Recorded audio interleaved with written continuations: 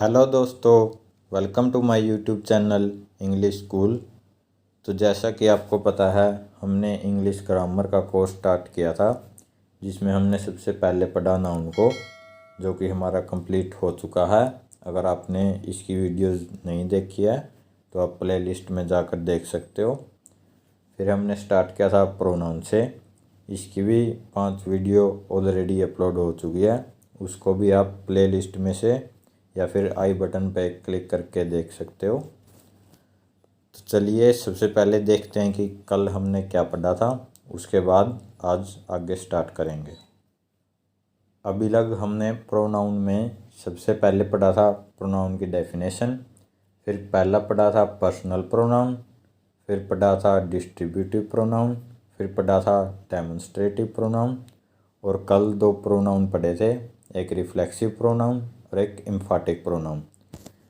कल हमने पढ़ा था कि जो ये रिफ्लेक्सिव प्रोनाउन होते हैं, जैसे आई का माई सेल्फ, वी का आवर सेल्फ्स, यू का दोनों हो सकते हैं, यूअर सेल्फ भी और यूअर सेल्फ्स भी, ही का हिम सेल्फ, शी का हर सेल्फ, इट का इट सेल्फ, दे का देम सेल्फ। हमने देखा था अगर सिंगुलर है तो उसके साथ सेल्फ यूज़ करेंगे, और अगर प्लूरल है तो उसके साथ सेल्फ्स यूज़ करेंगे। जैसे वी और दे वाले के साथ सेल्फ्स यूज़ किया था, और जो यू था ये एक्सेप्शनल केस था, इसके दोनों बन सकते हैं, यूअर सेल्फ भी और यूअर सेल्फ्स भी। हमने देखा था कि इनका काम क्या है। जो ये रिफ्लेक्सिव प्रोनाउन हम तब यूज़ करते हैं जब सब्जेक्ट कोई काम करे और उसका असर उसी के ऊपर आ जाए। जैसे आई हर्ट माई सेल्फ, भाई मैंने खुद को ही हर्ट कर लिया, तो आई यहाँ पे क्या सब्जेक्ट है और इसका असर इसी के ऊपर आ रहा है, तो यहाँ पर इसका रिफ्लेक्सिव प्रोनाउन यूज़ किया माई सेल्फ। और हमने पढ़ा था जो रिफ्लेक्सिव प्रोनाउन है कुछ वर्ब के बाद यूज़ होते हैं, जैसे हर्ट, रून, किल, एब्सेंट, अवेल, ये ट्रांजिटिव वर्ब थी, तो हमने कल इनको डिटेल में पढ़ा था। उसके बाद हमने देखा था कि जो ये प्रोनाउन होते हैं ये कभी भी सब्जेक्ट का काम नहीं कर सकते, मतलब कि कोई भी सेंटेंस रिफ्लेक्सिव प्रोनाउन से स्टार्ट नहीं हो सकता। जैसे my self have done this work, तो यहाँ पर माई सेल्फ से सेंटेंस स्टार्ट हो ही नहीं सकता, यहाँ पर आएगा सब्जेक्टिव केस यानी कि आई। उसी तरह ये था, यहाँ पर हिमसेल्फ नहीं ही आएगा। ये था रिफ्लेक्सिव प्रोनाउन। आगे पढ़ा था एम्फाटिक प्रोनाउन, जो इसी टाइप से होता है, मतलब कि देखने में और इनकी जो बनावट है वो वही है जो कि रिफ्लेक्सिव प्रोनाउन की थी, मतलब वही myself, ourself, yourself, वो सारे होते वही हैं, लेकिन काम इनका अलग होता है। कहता जब ये वर्ड, कौन से वर्ड, जो सारे अभी हमने पढ़े रिफ्लेक्सिव प्रोनाउन में, myself, ourself, yourself, ये अगर सब्जेक्ट के तुरंत बाद आ जाए तो इनको कहा जाता है एम्फाटिक प्रोनाउन। जैसे उसने कहा I myself solve this question, भाई मैंने खुद इस क्वेश्चन को सोल्व किया, तो आई यहाँ पर क्या है सब्जेक्ट, और ये जो माई सेल्फ है ये सब्जेक्ट के तुरंत बाद आ गया, तो इसी को कहा गया एम्फाटिक प्रोनाउन। अगर ये वर्ब के बाद आते तो इनको कहते रिफ्लेक्सिव प्रोनाउन, और अगर ये सब्जेक्ट के बाद आते हैं तो यही बन जाता है एम्फाटिक प्रोनाउन।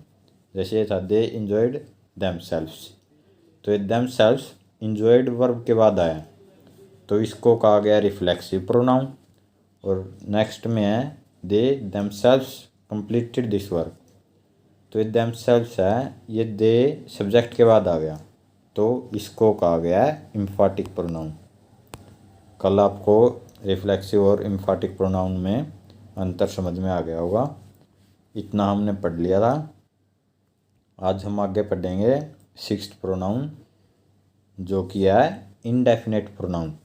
इसमें क्या कहता है, when we don't know the subject then we use indefinite pronoun, मतलब कि जब हम सब्जेक्ट को नहीं जानते, भाई ये काम किसने किया है, मैं कुछ कहूँ भाई ये काम राम ने किया है, तो हम सब्जेक्ट को जानते हैं, भाई सब्जेक्ट राम है। लेकिन कुछ ऐसे सेंटेंस जहाँ पर हम सब्जेक्ट को नहीं जानते, वहाँ पर यूज़ करते हैं हम इनडेफिनेट प्रोनाउन का। A pronoun that refer to person और thing in a general way, मतलब कि जो सिर्फ एक जर्नल वे में किसी चीज़ को या किसी पर्सन को रिप्रेजेंट करता है, उसी को कहते हैं इनडेफिनेट प्रोनाउन। इसके एग्जाम्पल से देखो फिर अच्छे से समझ में आएगा। ऐसे कौन से वर्ड है जो इंडेफिनिट प्रोनाउन को दिखाते हैं, जैसे सम, इसमें कोई सब्जेक्ट का पता नहीं हो रहा कुछ। वन हो गया, someone, somebody, everyone, everybody, anyone, no one, nobody, something, nothing, anything. तो मतलब ये कुछ ऐसे वर्ड हैं जो कि इंडेफिनिट प्रोनाउन की तरह काम करते हैं, क्योंकि इनमें हमें सब्जेक्ट का नहीं पता भाई कौन काम कर रहा है, और इनके साथ हमेशा सिंगुलर वर्ब यूज़ होती हैं। ये याद रखना, जो ये वर्ड है इनके साथ जो वर्ब यूज़ होगी वो हमेशा सिंगुलर वर्ब यूज़ होगी। जैसे उसने कहा somebody have stolen my watch, भाई किसी ने मेरी घड़ी चुरा ली। तो समबडी क्या है, यहाँ पर किसी का भाव दे रहा है, भाई किसी ने मेरी घड़ी चुरा ली। तो यहाँ पर सब्जेक्ट का नहीं पता ना कौन है, तो इसीलिए यहाँ पर समबडी का यूज़ किया है। तो यहाँ पर ये है इनडेफिनेट प्रोनाउन। उसके बाद हमने पढ़ा था कि इनके साथ सिंगुलर वर्ब आएगी। तो यहाँ पर दे दिया उसने हैव। तो जैसे हमें पता है हैज होती है सिंगुलर वर्ब और हैव होती है प्लूरल। तो उसने तो कहा था सिंगुलर आनी चाहिए, तो यहाँ पर हैव नहीं आएगा, यहाँ पर आएगा हैज। तो क्या बन गया, somebody has stolen my watch, किसी ने मेरी घड़ी चुरा ली। आगे कहता है एवरीवन बिलीव्ड हिम। अब अगर एवरीवन के नीचे अंडरलाइन लेके पूछ ले बताओ ये कौन सा प्रोनाउन है, तो आपको याद होना चाहिए एवरीवन है इनडेफिनेट प्रोनाउन, क्योंकि यहाँ पर हमें किसी एक सब्जेक्ट के बारे में पता नहीं है, तो वहाँ पर यूज़ किया है एवरीवन का। तो ऐसे ही शब्द होते हैं इनडेफिनेट प्रोनाउन में। आगे का somebody are stealing Ram's money. इसमें से जो एरर बनेगी वो बनेगी वर्ब में से। वर्ब इसके बाद हमेशा सिंगुलर रखना, तो यहाँ पर आर गलत है, यहाँ पर आएगा is. Somebody is stealing Ram's money. आगे everyone try to solve their puzzle. अब यहाँ पर देखो जो ट्राई है, बताओ ये सिंगुलर वर्ब है या प्लूरल वर्ब है। मैंने पिछली वीडियोज़ में एक बात बताई थी, अगर किसी भी वर्ब में एस, ई एस और आई एस जुड़ जाए तो वो बन जाती है सिंगुलर वर्ब, लेकिन अगर नाउन में जुड़ जाएगा एस, ई एस और आई एस तो बन जाएगा प्लूरल वर्ब। अब यहाँ पर दो वर्ब है, एक ट्राई और एक ट्राइज। तो बताओ कौन सी सिंगुलर है और कौन सी प्लूरल है। इसमें आई ई एस जुड़ गया तो ये बन गई सिंगुलर वर्ब और ये है प्लूरल वर्ब। तो हमें तो इनके बाद सिंगुलर वर्ब यूज़ करनी है, तो ट्राई का यूज़ नहीं करेंगे, हम यूज़ करेंगे ट्राइज का। अब वर्ब है वो सिंगुलर यूज़ होगी। यहाँ पर ये देयर है ना, ये है पोसेसिव एडजेक्टिव। अगर आपको वो टेबल याद होगी तो उसमें हमने पढ़ा था जो दे का पोसेसिव एडजेक्टिव होता है वो देयर। अगर यहाँ पर वर्ब सिंगुलर आ गई ना तो पोसेसिव एडजेक्टिव भी सिंगुलर आएगा, लेकिन देयर तो क्या है, प्लूरल है, तो यहाँ पर आएगा हिज। हिज है पोसेसिव एडजेक्टिव। अगर आपको वो टेबल याद होगी तो ये चीज़ आपको समझ में आ गई होगी कि हिज सिंगुलर है और पोसेसिव एडजेक्टिव है, और देयर प्लूरल है और पोसेसिव एडजेक्टिव है, तो पोसेसिव एडजेक्टिव भी सिंगुलर का यूज़ करेंगे। आगे कहता है one must be attentive to one study. तो यहाँ पर जो ये वन है ना, ये है प्रोनाउन, और प्रोनाउन भी कौन सा, इनडेफिनेट प्रोनाउन, जो कि हमने अभी ऊपर एग्जाम्पल में पढ़े थे। और जो यहाँ पर ये वंस है ना, ये है एडजेक्टिव, क्योंकि ये आएगा नाउन से पहले, तो यह है एडजेक्टिव। अब इसी वन और वन से रिलेटेड एक चीज़ देखो,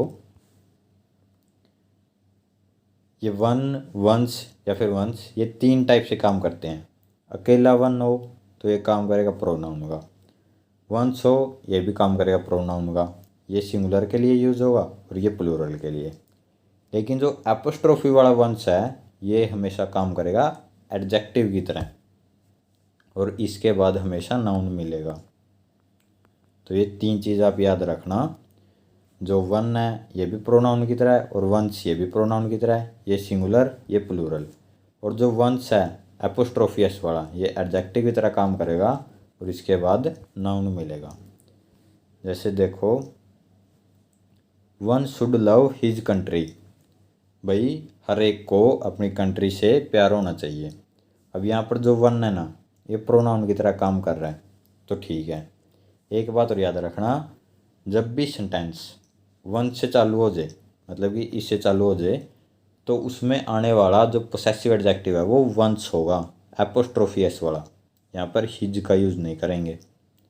पहली बात तो ये याद रखना, अगर कोई भी सेंटेंस वन से शुरू हो जाए तो वन क्या अपने आप में प्रोनाउन, तो उस सेंटेंस में जो आने वाला एडजेक्टिव है वो होगा वंस, एपोस्ट्रोफी एस वाला।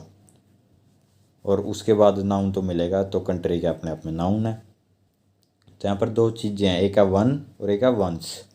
तो जो फर्स्ट वाला वन है ये काम कर रहा है प्रोनाउन का, और जो ये वंस एपोस्ट्रोफी एस वाला है ये काम कर रहा है एडजेक्टिव का, क्योंकि इसके बाद नाउन है और एडजेक्टिव हमेशा नाउन से पहले आते हैं। आगे है I have an old book so I want to buy new one. भाई मेरे पास एक पुरानी बुक है तो मैं एक नई बुक खरीदना चाहता हूँ। अब इस वन के नीचे अंडरलाइन लगा के पूछ ले कि ये वन क्या है, तो ये है प्रोनाउन, आपको पता होना चाहिए। और उसी तरह पूछ ले I have old books so I want to buy new ones, तो ये वंस क्या है, यहाँ पर प्लूरल दिखा रहा है क्योंकि बुक्स की बात होगी, और ये वन यहाँ पर सिंगुलर दिखा रहा है क्योंकि बुक की बात होगी।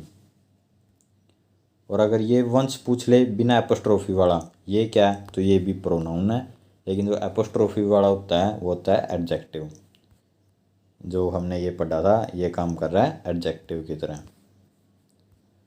तो ये था इंडेफिनिट प्रोनाउन, जो कि तब यूज़ किया जाता है जब हमें सब्जेक्ट का नहीं पता हो।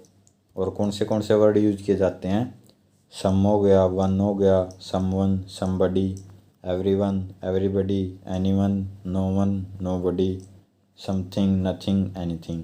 तो ऐसे वर्ड है जो इंडेफिनिट प्रोनाउन में यूज़ किया जाता है। और ये बात याद रखना, इनके बाद हमेशा सिंगुलर वर्ब का यूज़ करेंगे, एरर इसी से बनती है। और उसके बाद ये वन वाली बात याद रखना, 3 टाइप से काम करता है।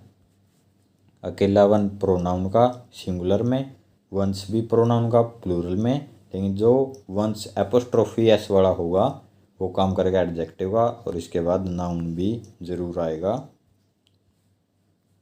और एक बात और, जब भी सेंटेंस वन से शुरू हो जाए तो उसके बाद आने वाला जो एडजेक्टिव यूज़ होगा वो वंस होगा, ना कि हिज या और कुछ नहीं हो सकता। अगर वन से स्टार्ट हो गया तो उस सेंटेंस में आने वाला पोसेसिव एडजेक्टिव वंस होगा। तो ये था इंडेफिनिट प्रोनाउन। आगे रिलेटिव प्रोनाउन कल करेंगे। तो आज इतना ही करेंगे, बाकी करेंगे नेक्स्ट वीडियो में। तब तक अगर वीडियो पसंद आई है तो शेयर कर देना, और साथ ही में चैनल को सब्सक्राइब कर देना। और अगर आपके आसपास कोई भी स्टूडेंट जो 6 से 12th क्लास के अंदर है उसको ये वीडियो ज़रूर शेयर करना, क्योंकि उनके लिए बहुत ज़्यादा हेल्पफुल होने वाली है। और कोई भी स्टूडेंट जो कॉम्पिटिटिव एग्ज़ाम की तैयारी कर रहा है उसको भी शेयर कर देना, उसके लिए भी हेल्पफुल होने वाली है। तो चलिए मिलते हैं नेक्स्ट वीडियो में। धन्यवाद।